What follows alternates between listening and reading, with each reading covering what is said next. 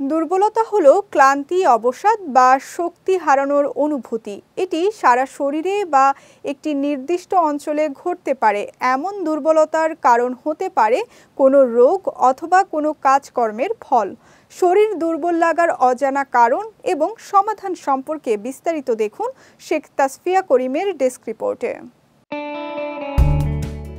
বিভিন্ন কারণে শরীর দুর্বল হতে পারে।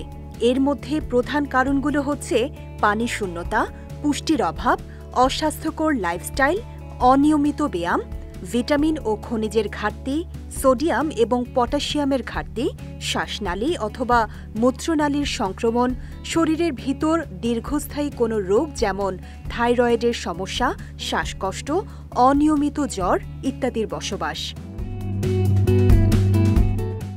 মূলত অসুস্থতার ধরনের উপর ভিত্তি করে শারীরিক দুর্বলতাগুলো প্রকাশ পায়। শরীর দুর্বল হলে মন মেজাজ খিটখিটে হয়ে যায়, শরীর অতিরিক্ত ক্লান্ত হয়ে পড়ে, কোনো কাজের প্রতি আগ্রহ থাকে না, অতিরিক্ত গরম কিংবা অতিরিক্ত ঠান্ডা লাগে, যেটা আবহাওয়ার সঙ্গে সামঞ্জস্যপূর্ণ নয়, হজম শক্তি কমে যায়, ওজন অতিরিক্ত কমে যায়, রাতে ভালো ঘুম হয় না, পাকস্থলী, কিডনি ও লিভারের কার্যক্ষমতা কমে যায়, অতিরিক্ত পানি পিপাসা পায়, হাড়ে ব্যথা অনুভব হয় এবং মনোযোগ ক্ষমতা কমে যায়।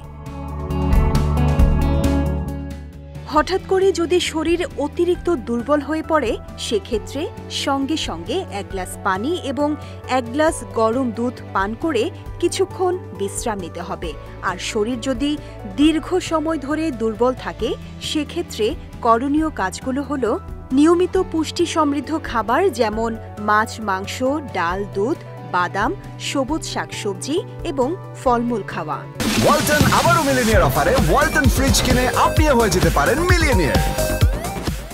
প্রতিদিন সকাল এবং রাতে হালকা ব্যায়াম করা, প্রচুর পরিমাণে পানি পান করা, রাতে প্রতিদিন 1 গ্লাস দুধ পান করা, শরীরের দুর্বলতা কাটাতে ভিটামিন জাতীয় ওষুধ খাওয়া, ডাক্তারের শরণাপন্ন হওয়া এবং তাদের নির্দেশনাবলী মেনে চলা।